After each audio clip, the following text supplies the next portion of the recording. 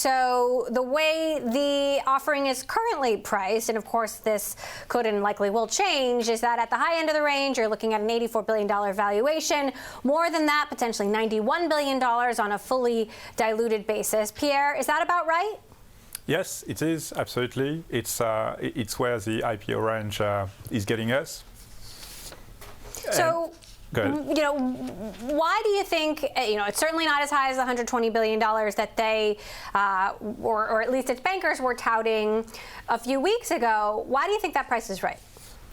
So that price is right because the key challenge for I think Uber needs to IPO today.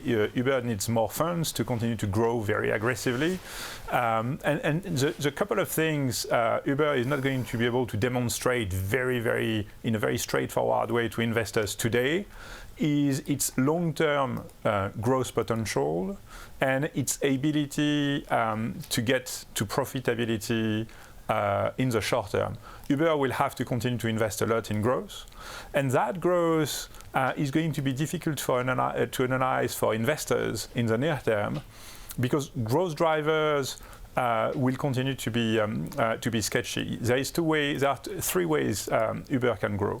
The first one is to add more users to their platform, and that's what they're doing extremely well today.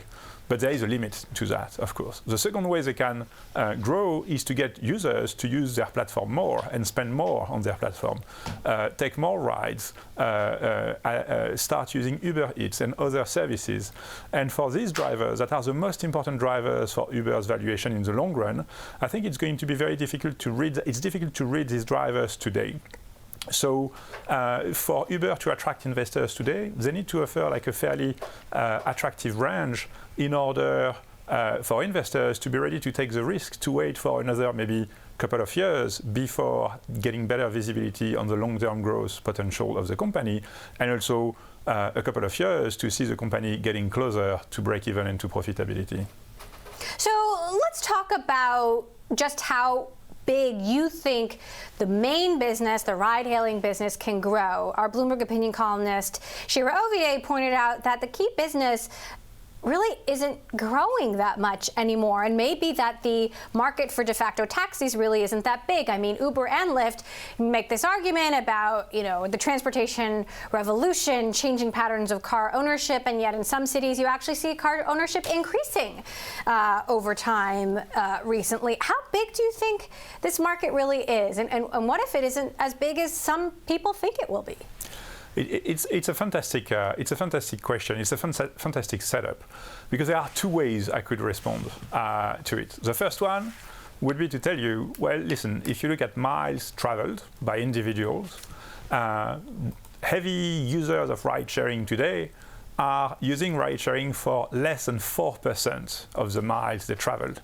And they still use like the bus and the subway and their personal car. And the personal car is, of course, the vast majority of what they travel.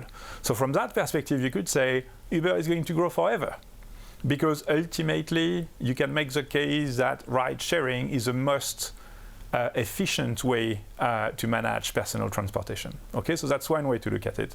The other way to look at it is to look at the numbers Uber reported in recent quarters, where they can showcase very good growth in terms of users. So their users are growing more than 10% quarter on quarter, still more than 30, well above 30% year on year.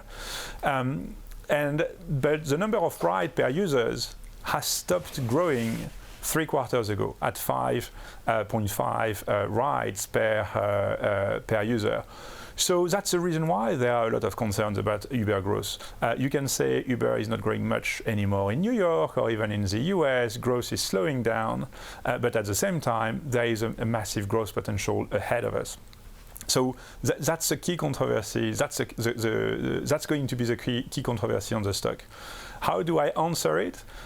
Well, I think that as long as you have very, very fast growth in the number of users, it's difficult to see the growth in usage, in like the number of rides per users, because these new users you're adding to your user base are just starting using the service. They have like a low usage, low monthly usage, and they're pulling down the average number of rides per users. Now, what you need to believe in order to buy into the IPO and like the stock is that when the user base of Uber is going to slow down, which is not going to be in the near term, it's going to be in a few years, then you will see usage creeping up and growing over time. And these are things you can't really see today.